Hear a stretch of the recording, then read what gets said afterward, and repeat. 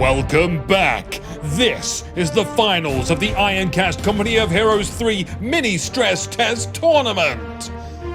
This war has escalated to a second match, as expected. My name's Inuki, and now would be a good time to remind ourselves of our fantastic generals in command that have established themselves in the Twin Beaches today. Viewer discretion is advised. These commanders hate each other. On the bottom left screen, in the bottom left side of the map, is a man with no left bottom. It's Rathem Stason leading the British. On the opposite side of the map, who is going to look out for the weak, vulnerable little guy and take whatever money they have on them? It's Lidledede, directing the armies of the Wehrmacht. So our key elements are in place. We've got our commanders, we've got our map. What about the prize? The winner of this series, well, was going to get a lifetime supply of butlers. Sadly, and it's with great shame, it was entirely my fault. I'm sorry about this. The British Institute of Butlers scammed me out of my car. But no matter, I've contacted the police to request a new prize, and the winner will now be permitted to commit one free crime. No punishment at all, no repercussions. On the condition, and we had a lengthy talk about the conditions, that you leave no trace of the crime. Absolutely fantastic! If you would like to commit your own crime, head over to the website and enter the code Catch Me If You Can. Or if you're interested in Company of Heroes 3, try doing something with that Ironcast promo code. Or join the Discord. I'd like to do more casts or mini tournaments like these. If you'd like to star in one, please get in touch. Or if you have a cool idea, or something that you'd like to see, why not leave a comment? Okay, no more announcements, we're done with those. Let's talk about this map, because it's the most exciting thing I want to talk about. In the middle, there's a line of buildings, each with more windows than the last, except the last one, which has less windows. There's two beaches on either side of the map. One has a giant lighthouse, you might have seen it already, and the other has just a shack, slightly better than my rental accommodation. Anyway, Grenadiers opening fire against British infantry section. Medium range, heavy cover. Advantage should go to the British. There we go, correcting their position. Unless Lidledede brings in another squad to assist, but there are no nearby squads. And that might be because 2 victory points are hosted along the southern beach. On the basis of that, one would assume fighting be concentrated over there. There's some good resources to be found elsewhere on the map, though, so there's a balancing act to be done in where you send your forces. Such as this fuel point that the Grenadiers and infantry section are fighting over. And the Grenadiers actually kind of winning this one, and it might be because the infantry section initially wasn't in heavy cover, they were in light cover. They lost a soldier early on. If good old Dave dies in a 5-man squad, you've lost 20% of your firepower. Now, that's only roughly true, but for the sake of simplicity, take that as fact. An extra infantry section came to support, and they'll take the fuel. On the bottom side of the map, the sappers will engage the Grenadiers, and they're just completely open. They do get the +5 munitions, and back away. I noticed Lidledede is building a large barbed wire wall around the bottom victory point. I do like that. It's creating more of a funnel in this open space. I'd like to see sandbags accompany it. There's just a lot of open ground, and some heavy cover would be relatively nice. It doesn't do much if your opponent is in high ground, because it seems to negate heavy cover. There's quite a bit of high ground around there. The buildings near the pier there, and oh, I see mines going down from the sappers. They move into position. Great positioning for Rathem Stason, flanking those Grenadiers from heavy cover. They are protected from the infantry section, at least. Machine gun sets up, sets down, setting back up again. Sometimes micromanaging the machine gun can be tricky. If you two struggle with micromanaging the MG, because it seems to pack up when you want it to fire on something, then I recommend using the attack move command, because that machine gun won't pack up if it has a target to shoot at. I hear that the Brits now have access to grenades. This will make things difficult for the Wehrmacht. Rifle grenades are the hardest type of grenade to dodge because there's less warning. You have to train and practice. You can't just rely on, and I can only fail to describe it as instinct, already getting use out of the grenades. But a machine gun is just behind that squad. No worries, we can rifle grenade that one too. Though not if Lidledede keeps switching targets with the machine gun. 2 infantry squads. One of them pushing up to heavy cover, which means they can't be suppressed anymore. They're going to get that rifle grenade off. Machine gun, I mean, it did a great job, but without any infantry support elements, just can't hold its own. Lidledede at least doesn't gift over a heavy machine gun to the British. And behind that machine gun was a flamethrower squad with sandbags. This isn't like a gauntlet for the British. They ran through, got to the end, it was impressive, but the last part sends them back a step. Lidledede has merrily gone for 2 heavy machine guns. This is irregular for them. Let's see how they plan to use them. This fresh machine gun heading back into the middle. Maybe playing into Rathem Stason's hands here, because fighting in this space means that Lidledede isn't fighting over victory points or the middle fuel or the large cache of munitions from the North Beach. By the way, I'm sure the veterans see it, but just so you don't think that I've missed it, Lidledede every game has opened with the Kettenkrat communication cables for the increased resources. I think it's a solid call, especially as it's rare for Rathem Stason to decap those deep territories. Pioneers dropping mines on the +5 munitions on Rathem Stason's side of the map. Those littering bastards! And they're off to drop more as well. It's not good for the environment or British toes. Grenadiers not able to fight the infantry section, which I think just missed those mines being planted. Rathem Stason looking to put an observation post on the top munitions point. They really want those munitions ticking in so they can start upgrading their infantry sections with various tools. Most likely want to get those AT rifles ready and able. I always think it's wise to delay getting AT rifles until you know that there's a vehicle on the field. Otherwise, you're unnecessarily getting anti-tank power and trading that anti-infantry power. Grenadiers. Nice little dodge of the rifle grenade. You can't grenade the grenadiers! Well, in fact, you can, and frequently as well, as we've seen throughout this tournament so far. Lidledede being rather aggressive with the machine gun, gets rifle grenaded. Because everything Rathem Stason sees must be rifle grenaded. Machine gun didn't actually retreat, it's just moving back. On that low health, I expect it to die. Yeah, infantry section, just get on that fuel point, clean it up, but they're not going to steal the machine gun. Grenadiers take position behind the wall, sappers come round the side. That's a retreating grenadier squad. I think this has got to be the strongest start I've seen from Rathem Stason in this mini-tournament, in the face of an opponent that equals them. And Stason wants to go for that cut-off point. Charging the sappers up to the truck. Getting swarmed by grenadiers. It'd be wise to take that machine gun away from the axis. It's not just free, but you don't want to leave it for your enemy to pick back up. Take it for yourselves. Turn it on them, laugh maniacally. Oh, hang on a minute, there's a mine right next to that infantry section. Unusual place. But heck, it works. Machine gun back in the hands of the Wehrmacht. And immediately suppresses an infantry section. Does this mean Lidledede will finally take that north victory point? Already with a 100-point deficit. With 2 machine guns, I'd expect at least one of them to just sit on that north victory point. It's the one that Rathem Stason seems to prefer the most. And another thing that Rathem Stason has a preference for is the Humbers.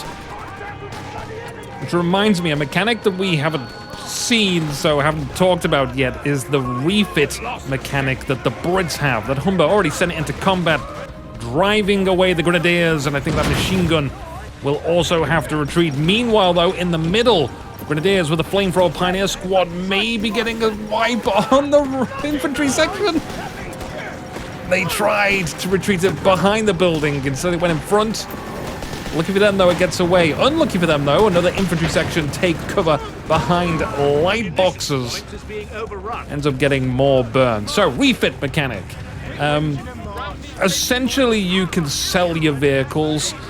So you could get 1 or 2 Humbers out, get your use out of them, just for the light vehicle phase, and then when it starts becoming too dangerous to keep them on the field, or they've outlived their use, you can sell them and then bring in something heavier. Lidledede replanting mines again, and those will be deadly for the Humber. I don't think one will kill it outright, but it wouldn't be far off if that's the case. Going back to the refit mechanic, though, I wasn't finished. Sadly, I wasn't able to experiment with this because within my friend group, they made me play Axis. In Company of Heroes, one at least, I've always been an allied player, mostly because everyone and their father plays Axis. You get games fast as allies as well, which was a bonus. All the Axis want to do, though, is just get to late game, bring out the heavy tanks like the Tiger, the Panther, the King Tiger, and then they assume that they've won. Often a trap, though, because if you get good at killing heavy armor, and it's a skill set, like one of the many skill sets commanders should practice doing. Ooh, Vet 2 infantry section. The Pioneers with the Flamethrowers will have to shoo away from them. But players who rely heavily on a unit are utterly defeated when that unit is slayed in battle. They just crumble into an emotional mess. You can visually see that happen. Well played, Lidledede, with that machine gun. Anyway, I've got sidetracked. So yeah, I didn't get to play much British, so I didn't get to use that mechanic. I've been asking people what faction interests them. Good grenade dodge. And I think Africa Corps is the most popular, followed by the US, then the Wehrmacht, and then in last place is, surprisingly, the British. Now, why might that be? People are saying that the British are lacking, they don't have a tank destroyer, they don't have good anti-tank infantry as the foot guards are lackluster. Or it's that the British are too simple, so it's uninteresting, or designed to be the newcomer faction, and people don't want to be considered the noob. And I can see why people say things like that, but to counter each one of those statements, the British have got everything they need without teching for their early game. Just, light anti-tank rifles at a touch of an upgrade button on an infantry section. That strong early game leads quite nicely into the middle and late game because of the refit mechanic, which I would say isn't a very simple mechanic. It means you can invest hard into early game stuff like Stuarts and Humbers and then take them back out, trade them in for Crusaders and Matildas. Oh, hang on a minute. Jaeger squad with Panzer Shreks firing into the Humber, and I don't think Rathem Stason has noticed. That's got to be like the third Humber in a row that's had a short lifespan, including the previous match, that is. Obviously not in this game. Those Humber crews need to go back to driving school. In most cases, you want your light vehicles behind infantry, and the only time that they are on the front, in front of infantry, being hard aggressive is when you are microing them directly, when you're in full control. Rathem Stason now advancing with infantry, and you might have saw earlier commandos hitting the field, these ones in particular carrying a light machine gun. I think they'll be great against the Jaeger squad, especially since they went for Panzer Shreks. So it's the sea and air battle group for Rathem Stason. Lidledede chose the mechanized battle group, picking the raid package that allows light vehicles to capture territory. What light vehicles? Lidledede has 2 Pioneers, a second Jaeger squad coming out, 3 Grenadier squads, 2 MGs. They are investing heavily in keeping this exclusively infantry. Probably because they don't want to use light vehicles against the British. That makes sense to me. They already have an AT rifle. I just saw Lidledede select the Stug Assault Group, so we could see a Stug 3, which also comes with a Panzer Grenadier squad riding on the back. Even more heavy anti-infantry units. Engagements all across the map now in 3 places. Rathem Stason is being threatened for their home turf VP just outside their base. And I love the sandbags here, but that might make it harder for Lidledede to attack later on. There's an infantry section that's somehow behind all these grenadier squads, so those sandbags didn't end up being so useful. Nevertheless, taking the victory point, even for a moment, is a great result for Lidledede. 3 caps drain points fast, as you can see at the top of the screen. Anyway, as I was saying before I was rudely interrupted by the Humber screams. Ooh, predictive rifle grenades. Rathem Stason just knows where that flamethrower squad is going, and kaboom! That's going to be a squad wipe! Ho ho ho! So, as I was saying before I was rudely interrupted by the pioneers getting blown up. Now, where was I? The British! Simple, limited, that was the word. There's an expression, creativity through limitation. There's more going on than meets the eye, I think, with the British that people haven't uncovered over the few days this stress test went live. I wouldn't usually defend the British, though I am a tea-sipping, fish and chip-loving, anti-fox-hunting bar steward, but I think I'd be happy maining them. Each faction looks appealing to me. I'm still undecided. Machine gun is in the lighthouse, firing down on the unworthy. They'll have to scarper. They've been having to scarper a lot. Lidledede heading to the top with an angry force. Rathem Stason only has a sapper squad and an infantry section up there, but they do lay a mine, and a mine can make all the difference. Enhancing their defenses with some sandbags of their own, but will they get them down in time? That attack commences now. Synergizing with the attack at the bottom. Lidledede constantly wants to try and force 2 fights at the same time. Grenadiers hit that mine, flamethrowers go round the side, and a grenade disperses the enemy force. Lidledede back in control. Stug D arrives on the field with that Panzer Grenadier squad on the back, and it looks glorious. Heading over to the middle, maybe cutting straight through to that bottom victory point to launch an assault on it again. Now, units in heavy cover, all behind Lidledede's sandbags that were generously gifted. Ooh. Commandos fleeing from that one. Things in cover should be taking more damage from that Stug D. Squads tend to bundle together when put behind cover, meaning explosives and area of effects end up hitting more troops, thus more damage. Rathem Stason's got a Centaur medium tank. Well. Don't you hate it when you turn up to a party wearing almost the same outfit? The Stug D and Centaur perform similar anti-infantry roles, and those AT rifles won't be effective against the Stug's front armor. Panzer Grenadier squad getting assistance from the Jaeger squad. It's all elites down here. Something on the floor worth picking up there. I think it's a flamethrower. Rathem Stason being pushed back in this slappy fight with a Stug D. So much for the good-looking start Rathem Stason had. We reach the middle of the story now, where the plot thickens. Or at least the lines of defenses do for Lidledede. And they're really fighting that Centaur with the wrong kind of Stug.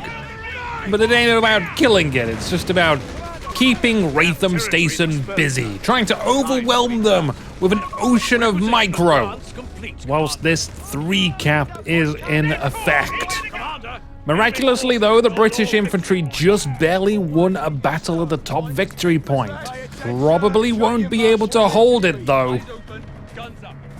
Jaeger squad with the Panzerschrecks find an observation post on a fuel point. They'll clear that off quite easy. We got planes overhead. More commandos dropping in. Taking a quick look at veterancy. I think it's relatively equal, around the same number of stars for both commanders. It'd be nice if in the replay system you could quickly load up data about the battle thus far, how many squad wipes or what the last 3 complete unit losses were overall model casualties. Maybe a graph which can depict territory control. Oh, we're gonna get our commandos versus Jaeger squad. The Jaeger squad enters slightly lower on health, but look at that damage. Sappers here to support. Laying some mines down. Machine guns setting up, but also on low health. The light machine gun is absolutely fantastic at that range. Calling in aircraft just as an added bonus. Lidledede. That seems like a bit overkill. You already had that victory in the bag. Meanwhile, Lidledede assaults the south of Victory Point once more. Stug D turning on the commando LMG squad. AT rifles, I think, getting a side shot. Centaur also getting some hits in. I think that's a dead Stug. The side armor revealed all too much. Rathem Stason firmly holding their victory points there. And Lidledede lacking in the resolve to send more of their forces. They just got overwhelmed by numbers and the offense broke down. More infantry on the way. Some in dire need of medical attention. And I would say that they need more elite infantry. Some Jaegers with recon flares would be amazing because you can scout out what's around the victory points before committing. Oh, another mechanic which I don't think has been done. Go back, let me see the grenade! Oh my god, it frustrates me not being able to control this camera. I need resolution! You can't throw a grenade and then not experience the climax. Anyway, attack on the south, machine gun still in the lighthouse. Is there artillery going down there? It should be fairly easy to dislodge that machine gun. Anyway, the Wehrmacht can trade in their grenadiers for a little manpower, anyway, to train them as other elites like Jaegers. Unfortunately, this does remove the veterancy. Let's just put a pause on this because we got the Jaeger squad firing a smoke down on top of the Centaur and the rifle squad. I think just helping that machine gun ever so slightly. Machine gun squad is fine. So, with the ability to retrain squads as elites, you can also construct a bunker as the Wehrmacht and then upgrade it into a casualty center where medics will go out and they'll take the wounded soldiers back.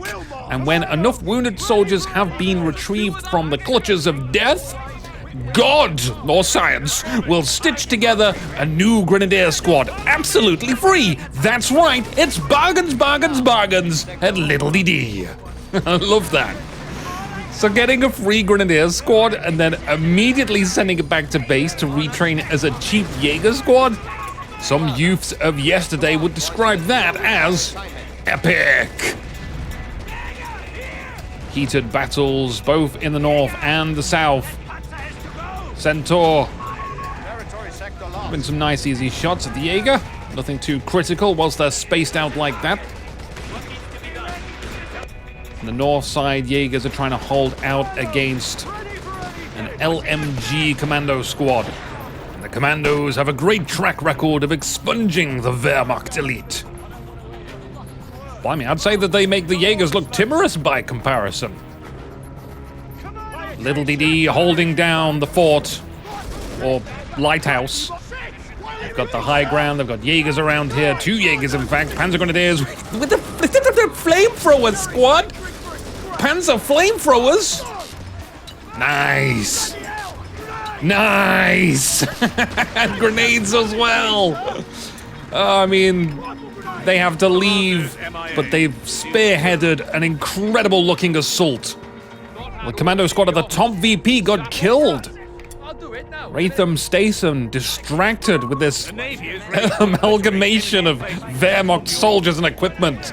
This actually isn't the first time Lidledede ends up with a flamethrower on the strangest of squads. I don't even think it's the second time either.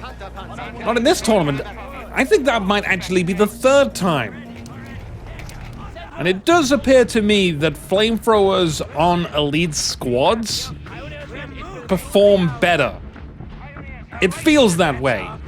At the very least, it's on a squad that has better training for killing enemies and more models, so, you know, bigger squad sizes. So that in itself, you know, flamethrower in a squad of 8 is gonna do more damage because it can stay in the battlefield longer.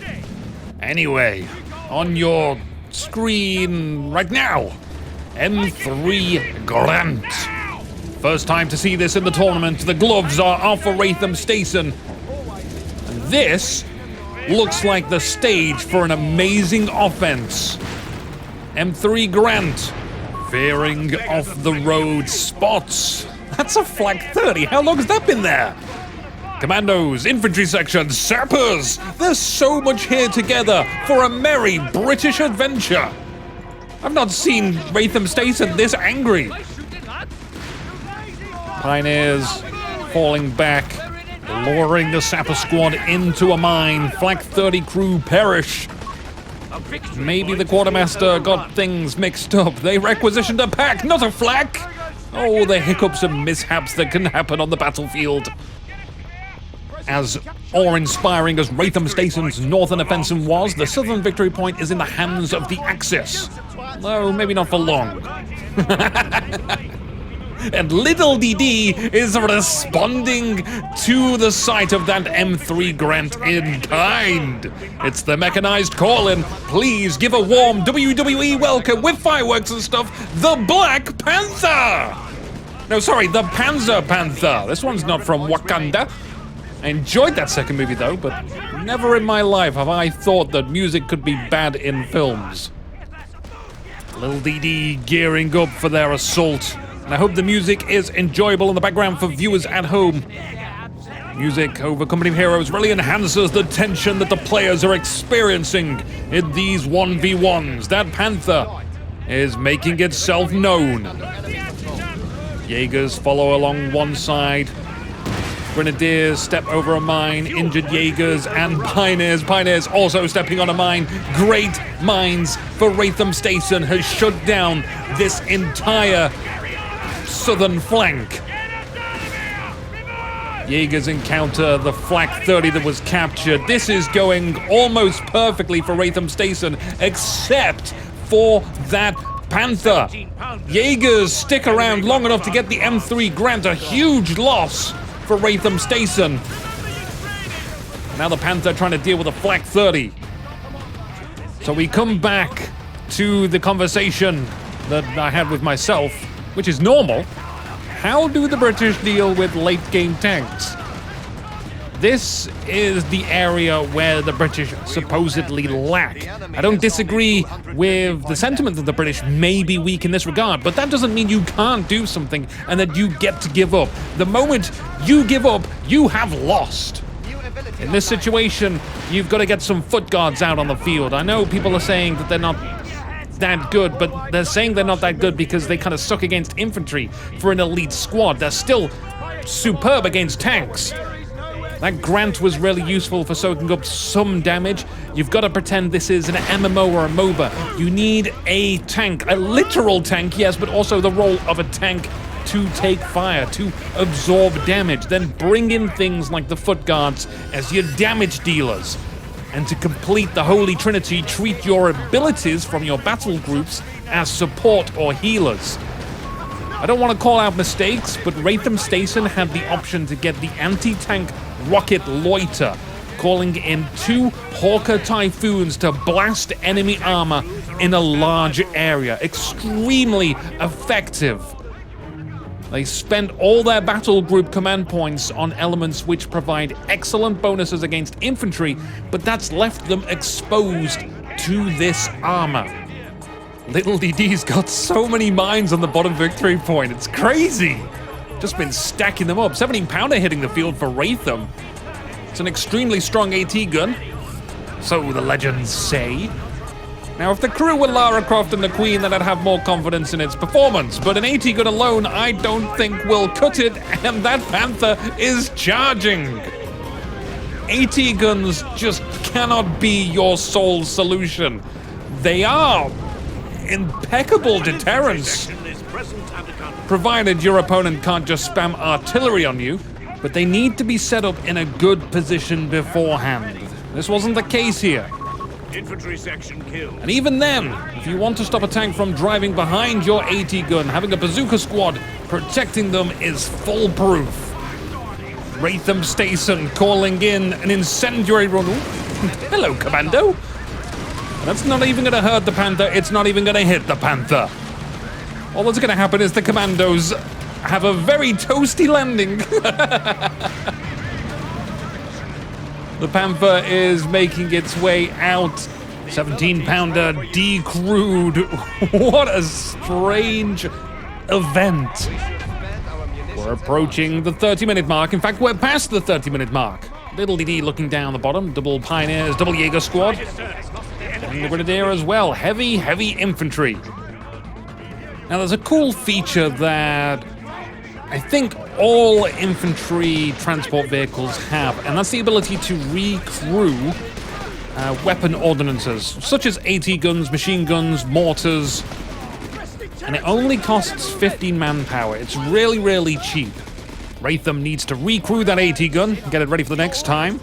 Cool little reminder that many infantry transport vehicles have a recrew ordnance ability. Costs of 50 manpower. Rathem Stason's launching a southern offensive now, but there's so many mines there. I'm picturing Saw. Do you want to play a game? I've never seen the movie, so I don't know how the guy sounds. But is there a minefield round? There's a big, long sandbag line as well, connecting the fuel point and the victory point. It looks very pretty. Oh my god, there's so much infantry. It's like B-Day. Yeah, my birthday. That barbed wire coming in handy. It's funneling the commando squad straight into the machine gun, but the sandbags are being commandeered by the British. Oh, that's the Panzer Grenadier flamethrower squad getting a nice line shot on that infantry section. It's burning everyone. It's a mass retreat. Rathem Stason extremely unhappy with that. Lidledede was over-prepared, and Rathem Stason so very under-prepared for that. That's what happens when you just kind of leave someone to do whatever the hell they like in a certain territory. That's why I think it's always a good idea to press and poke and prod every territory sector that you can as you advance across the map. Don't allow your opponent to have this wonderful, relaxed time just to build up and establish these defenses. Rathem Stason does hold 2 victory points, though. But, again, when you see a mass retreat like that, that's your cue to counterattack. Will they be holding on to that bottom VP? Lidledede bringing the Panther to the bottom of this map. Assuming to attack that Centaur, which is still around. Lidledede is always moving their tanks around to where they need them, rather than sitting them and are holding ground. I think this is in contrast to Rathem Stason, who typically kind of allocates their vehicle to a flag post. This Centaur is responsible for this British bottom VP and hasn't moved. That Centaur isn't useful here at all, not against a Panther. May as well go to the top and try and be useful over there. It's just a target here, a cream egg waiting to be cracked wide open and ooze out the delicious gooiness. Infantry section going for a sticky grenade. No! Centaur! Event 2 for the Panther. Got the Panzer Flamers down there as well. So much potency. I'm actually kind of wondering, we've not seen any foot guards out at all during this mini-tournament. I wonder if Rathem Stason has been listening to Wehrmacht propaganda on the Reddits and the Discords. Now, when the game releases, which is soon, I'm trying to think of how to say this, as Lidledede scouts out the Flak 30 with the Kettenkrant, gets more mines down. So Age of Empires 4, this is the best example I can give. On release, everyone thought France was overpowered because of Royal Knights, and everyone, including the pros, stated this and demonstrated that, you know, they favored France and did this strategy. France would just get knights, which are heavy cavalry, and try and storm a village, kill villagers, kind of end the game pretty early in the feudal age. But they were really easily countered. And you see this in the first tournament ever on this Ironcast channel. You can go watch all of that. You just played defensively with spears and then got crossbows later. Extremely easy to counter. Now for Company of Heroes 3, I think we will most likely encounter something similar. For example, that 17-pounder earlier that we saw, I've seen a few statements saying it's just not good enough. Now, it could be amazing, but that was not a good example of how it should be used. Foot guards, another common complaint. They might not be as decent as you want, but I bet you they are capable of fulfilling the task of killing a tank, provided they are put into a situation which allows them to shine. Anyway, back to the game. Commandos storming the top. They've got great positioning compared to the Axis, just wanting to cap the victory point. That free Flak 30 that Rathem took, what an absolute steal. You can't beat those prices at Lidledede. And you can't beat these mines from Lidledede as well. They're all over the place. There's some foot guards trading now. Finally! They'll bring 2 M9 bazookas, but then again, a Panzer IV has also arrived, creating even more armor troubles for Rathem Stason. And yet, in the face of all these challenges and difficulties, the British have still torn over 300 tickets from the Wehrmacht. The Panzer IV is better at dealing with infantry, and this is why I mention whenever it comes to dealing with tanks, you need 2 different sources of anti-tank. Because the bazooka squad will lose against a Panzer IV. But there's no chance a Panzer IV wins against a bazooka squad and a 17-pounder. Or even a bazooka squad and a steward tank if well microed. Dealing with a Panzer IV and a Panther at the same time, though. It's gonna be messy. Shouldn't really have got to this point. That double Hawker Typhoon call-in would have been amazing to have for this very circumstance. Sometimes you don't have to use an ability for it to be useful, just simply having that ability that covers you from a potentially exploitable weakness you might have. That strategy, that is being prepared, planning for a potential eventuality that might not even happen. There was a bunker along the main road. This has got to be a self-explanatory repair bunker for the Wehrmacht. Foot guards zooking the Panzer IV, Vet 2 Jaeger squad in the vicinity to protect. Lidledede needs that top victory point, and they've got overwhelming might. They just need to take it. And to do so, they'll need some infantry to go first. The 17-pounder is still there, but the crew are weakened. It's just getting past some commandos and some foot guards. Jaeger squads and a Panzer Grenadier squad with a flamethrower would be more than a match. Commandos out in open field. It's a good shooting season for the Vet 2 Jaeger squads with the G43 rifles. With the commando squad relatively defeated, should be a cinch to approach that victory point now. And of course, Lidledede could just group their tanks up and attack in unison. Either victory point. Rathem Stason is lacking in units. I don't think they will have enough to defend the bottom and the top. Jaeger squad advance. The commandos, at least in heavy cover this time. And there's another nearby commando squad. If they can hold out long enough here, they could turn this small engagement around, but not when a Panzer IV comes. Commando squad lucky to not step on the mine right next to them. Not so lucky as to get away alive, though. Foot guards and 2nd Squad of Commandos take over. All the infantry drawn towards that Panzer IV, whilst the Wehrmacht division go around for the victory point. Now that's what I call Tactics 44, featuring all your favorite hits of the era. Victory point. Wehrmacht charging through. They find the Flak 30, which Lidledede would like, but Rathem Stason doesn't want to depart with it. They're calling down an incendiary run. Flak 30 doesn't get away. I mean, they should have tried to turn it on the planes. Oh, the irony.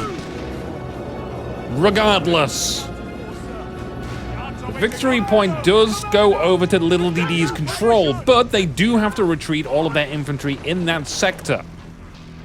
Almost all. There is a Grenadier squad and a Panzer IV. Can they hold this one? Brave commandos charge, giving their life for Aya. Now they'll escape. There is an infantry section behind them, buttering their biscuits. They'll get back on the victory point. But ultimately, the Wehrmacht are for the swarm. Ooh, hell of an incredible shot there. And more mines being deployed. Always with the mines, Lidledede. Calling air reinforcements. Commandos with a light machine gun dropping down. With 2 foot guard soldiers to be assisting in this next maneuver. Rathem Stason commencing Operation Top Dog. This feels very metal. But the repeated attacks on the victory point has led to a heightened security from the Wehrmacht. So there's better be some James Bond, Liam Neeson, Keanu Reeves, Angelina Ballerina level gymnastical, fantastical, insanely tactical operation, because, I mean, they're going to need God on their side as well. No, they'll need more than that. They'll need the Queen's grace to overcome this. Lidledede is pulling back, opting not to fight here. We've got all those mines to retreat behind. But I doubt Rathem Stason wants to advance that far. In fact, I see what Lidledede's doing. They're moving down to that 3rd victory point now. And there's a machine gun just lying in wait against the commandos. They do get suppressed, and there's a flamethrower on them. Reinforcements have arrived.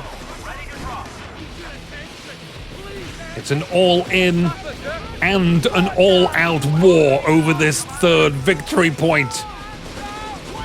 It might look bad for Rathem Stason, but I think we're going to see the foot guards in action against this Panther. Some side shots. It's actually pretty decent. As I say, you really need to allow the foot guards a chance to do their job. Look how easy it was for them to do that. Of course, Lidledede is protecting their assets. The high ground with the G43 rifles making a hell of a difference. The Panther is going to limp over to the repair station. Maybe the Pioneers will also lend their repairing expertise. Lidledede gearing up for an infantry counterattack. Let's see what they encounter this time. Just a sapper squad and a commando squad. Jaegers get on the point. Panzer Grenadiers with the flamethrower at risk. Ooh, we're leaving that retreat rather late. They do get it though. Commandos taking cover behind the tank traps. Another set of commandos trying to move up to the north side. And they jump on the Flak 30. Nice. Grenadiers. They get a grenade on the Flak 30. Oh my god, seriously, they survived. Now that I did not expect. Tough buggers. There's a Matilda out on the field. Heading over to the bottom victory point to try and hold it. The Jaegers do get it captured. 3 cap in effect. Tickers are going. Panther not fully repaired. Lingering around in the middle. Lidledede just wants to end it here and now. There's no chance that that VP is captured before reaching 0, which is a great shame because the Panzer Brigade was about to flank from the side. With the British forces defeated for a second time, it is with my discounted heart that the winner of this mini-tournament is Lidledede. And it's a Wehrmacht victory as well. Let's scratch that on the blackboard. Congratulations, mein friendo. But don't worry, because there's another match coming up. It's an added bonus. If you're wondering why there is a 3rd match, just an anti-spoiler warning. Let me know if you were tricked in the comments thinking Rathem Stason won this somehow, because you saw match 3 in that sidebar. Next game is going to be chill. since it doesn't ultimately matter who wins, but it is fun to watch. But just a few announcements before we do go there. Come along to the Discord. Help Ironcast create more fun content like this. I need commanders at my fingertips. And I'd really like to hear from you too. Enjoy the highlights, and I'll see you for the next match where we can let our hair down.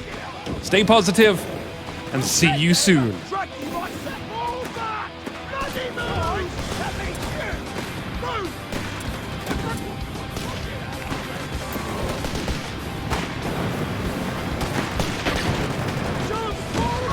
Ammunitions point is being overrun.